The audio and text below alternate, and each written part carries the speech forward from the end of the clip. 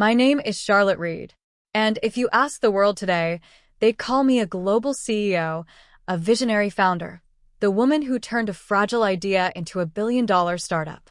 But behind every headline, there's a truth people don't see.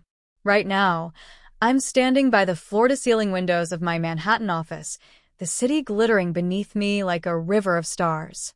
The silk of my blouse brushes softly against my skin, my heels sinking into the plush carpet. My assistant just left a latte on my desk.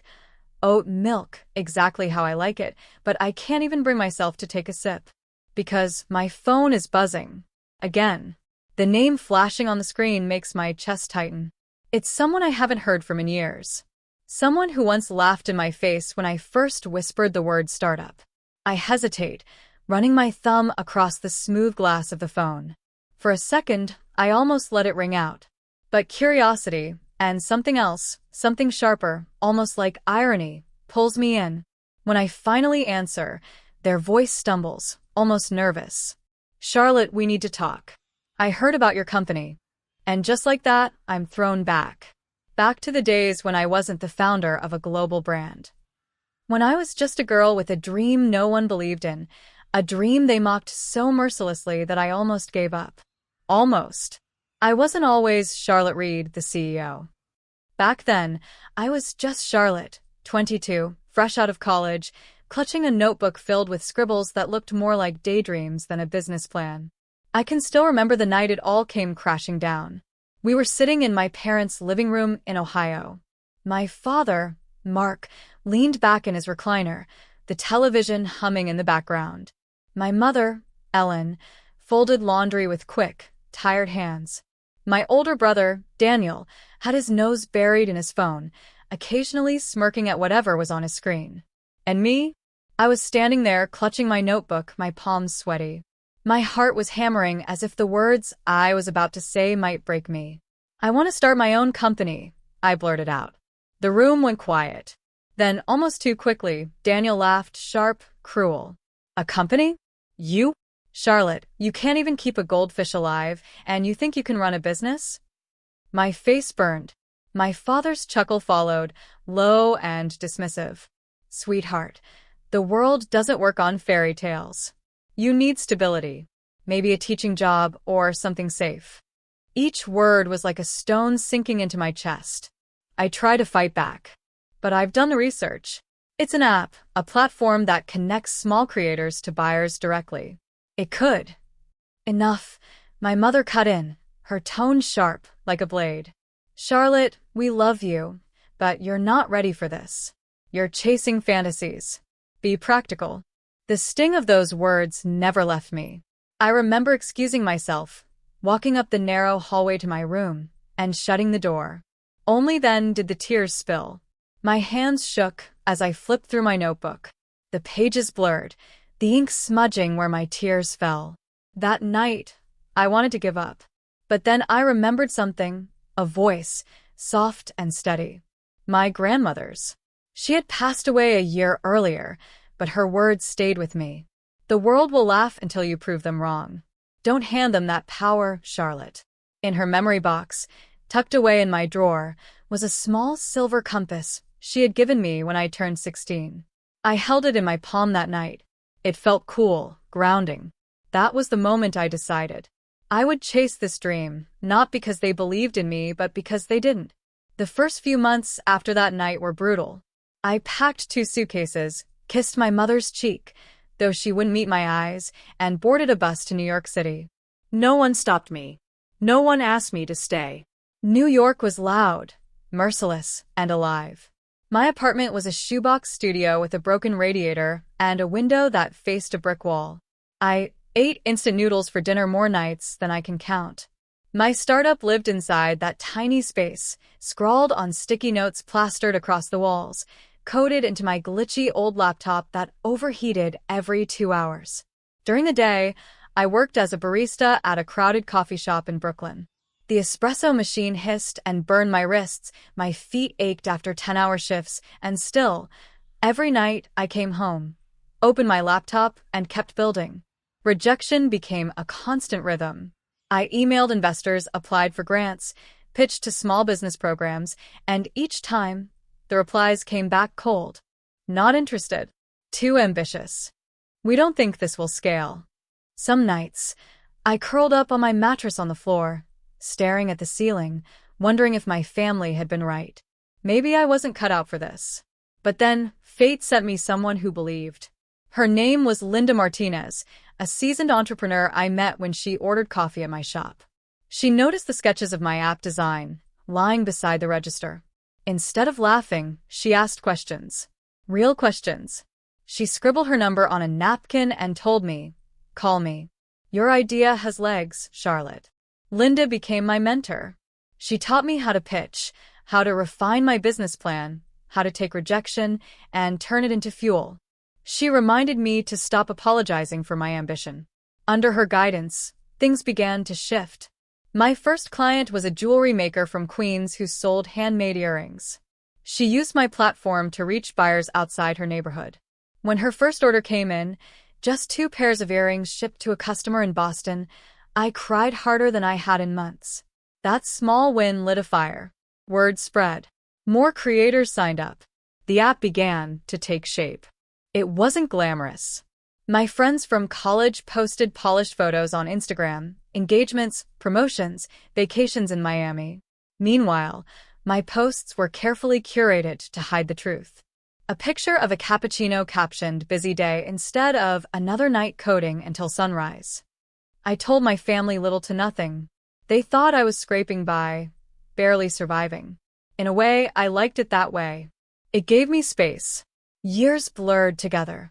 Late nights, endless coffee, setbacks that broke me down, victories that rebuilt me.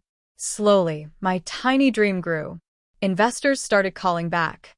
Clients grew from dozens to hundreds, then thousands. And one morning, I opened my laptop and saw the numbers, real, undeniable. My little app had gone global. I stared at the screen, heart pounding. My grandmother's compass sat on my desk. I whispered to it, as if she could hear me. We did it. The invitation wasn't my idea. It came from the Chamber of Commerce in my hometown, a glossy gala they hosted every year, honoring local success stories. Apparently, word of my company's global expansion had trickled back to Ohio. Suddenly, I was no longer the dreamer they mocked. I was Charlotte Reed, founder and CEO. I almost said no, but something in me, maybe pride, maybe unfinished business, said yes. The night of the gala, I arrived in a midnight blue gown, silk that caught the light like water. My hair swept back, heels clicking against marble floors. I walked into the ballroom that once felt too grand for someone like me. Cameras flashed. People whispered. And then I saw them. My family. My father stood stiffly in a dark suit, his eyes widening the moment they found me. My mother clutched her purse, looking as though she'd swallowed her own tongue. Daniel, my brother, hovered nearby with that same smirk, except this time it faltered. I didn't approach right away. Instead, I let them see what the rest of the world saw. The stage was set with banners bearing my company's logo, sleek, modern, unmistakable. On the big screen behind the podium, a video played, clips of artisans from across the globe using our platform to sell their creations. A woman in Kenya holding up handmade baskets, a craftsman in Peru polishing silver, a teenager in Chicago shipping out custom sneakers. And then the applause hit. They called my name. Walking up to the podium, I could feel every pair of eyes on me, but none burned as sharply as my family's. I took a deep breath, fingers brushing the cool metal of the compass tucked into my clutch. And then I spoke. When I was younger, I told people about an idea I had, a way for creators everywhere to share their work with the world. They laughed. They told me I wasn't ready. They told me to be practical. I paused, letting the words sink in, scanning the crowd until my gaze landed on my father's face. But I didn't stop. And tonight, standing here, I'm proud to tell you that Little Idea is now a company connecting millions of buyers and sellers across more than 60 countries. The room erupted in applause. Cameras flashed. My chest tightened, not with fear, but with triumph. When the ceremony ended, they came to me. My father's voice cracked first. Charlotte, we had no idea. My mother's eyes shimmered. You should have told us. And Daniel, my brother, the one who laughed the loudest, swallowed hard before muttering, Guess you proved us wrong. For a moment, I let silence hang between us. The chandeliers sparkled above, and I felt the weight of years pressing against my ribs. Finally, I said softly, You didn't want to hear it back then. But now? You can't ignore it. My startup isn't just alive, it's global. Their faces told the whole story, disbelief, shame, all tangled together. For the first time, I saw them realize who I had become. Not the girl with shaky hands clutching a notebook. Not the dreamer they mocked. But the woman who turned mockery into momentum. After the gala ended, I invited my family to my office in Manhattan. It wasn't out of obligation, it was a choice. When they stepped inside, I watched their eyes travel across the room. The polished hardwood floors, the abstract art on the walls, the awards lined neatly on glass shelves. And in the center, my desk, sleek, modern, with the city's skyline blazing through the windows behind it. My mother touched the edge of a leather chair as though it might disappear beneath her fingers. My father cleared his throat, stiff, uncomfortable. Daniel shoved his hands into his pockets, staring at the floor. For once, they had nothing to say. I let them sit in silence before speaking. Years ago, when I told you my idea, you laughed. You dismissed me. Tonight you've seen what I built anyway. And now you're standing in the middle of it. My father shifted uneasily. Charlotte, we were wrong. We should have supported you. I held up my hand. No. Don't rewrite history. You weren't just doubtful. You mocked me. You made me feel small. That's the truth. The weight of my words pressed against the room. My voice didn't shake, not anymore. But here's the thing, I continued, softer now. I don't want revenge. I don't want you crawling back because I have money or influence. If you want a place in my life, it has to be on my terms. Their eyes widened. I turned to my mother first. Mom, you always told me to be practical. My condition for you is this. Stop shutting down other people's dreams. Support them, even when they scare you. Especially when they scare you. She blinked, tears forming. Then I faced my father. Dad, you believe stability mattered more than passion. My condition for you is to face your fear of risk. Take one. Something that matters to you. Show Daniel it's never too late. Finally, I looked at my brother. His jaw tightened, defensive. And you, Daniel. You mocked me the loudest. My condition for you is respect. Respect me. Respect others. If you can't, then you don't get access to this part of my life. The silence afterward was deafening. I could hear the faint hum of the city below, the whisper of the air conditioner, even my own heartbeat. For once, I wasn't the shaky girl with a notebook. I was the woman in control. I leaned back in my chair. I'll always be your daughter, your sister. But I'm no longer the Charlotte you can laugh at. If you want me in your life, you'll have to meet me here, on equal ground. They nodded slowly, the reality settling in. And for the first time, I saw it in their faces, not mockery, not dismissal, but respect. Change didn't happen overnight, but it began.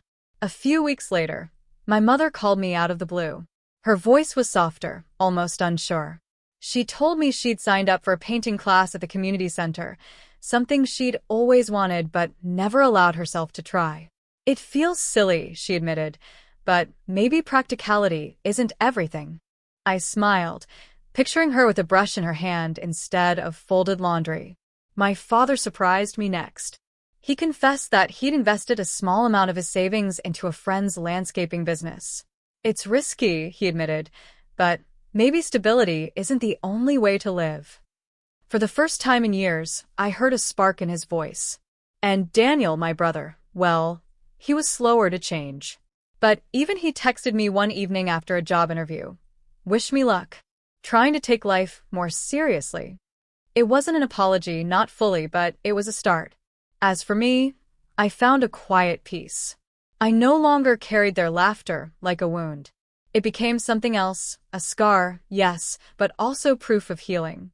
Proof of how far I had come. One evening, I was back in my office, the city lights glittering through the glass. On my desk sat the silver compass, the one my grandmother had given me. I picked it up, turning it slowly in my palm. Her words echoed in my memory. The world will laugh until you prove them wrong. Don't hand them that power, Charlotte. I whispered back, my voice steady. I didn't, Grandma. I never did. I set the compass down, lifted my chin, and let the silence settle into something powerful. Because the truth was undeniable now. They mocked my startup once. But now? Now it's global.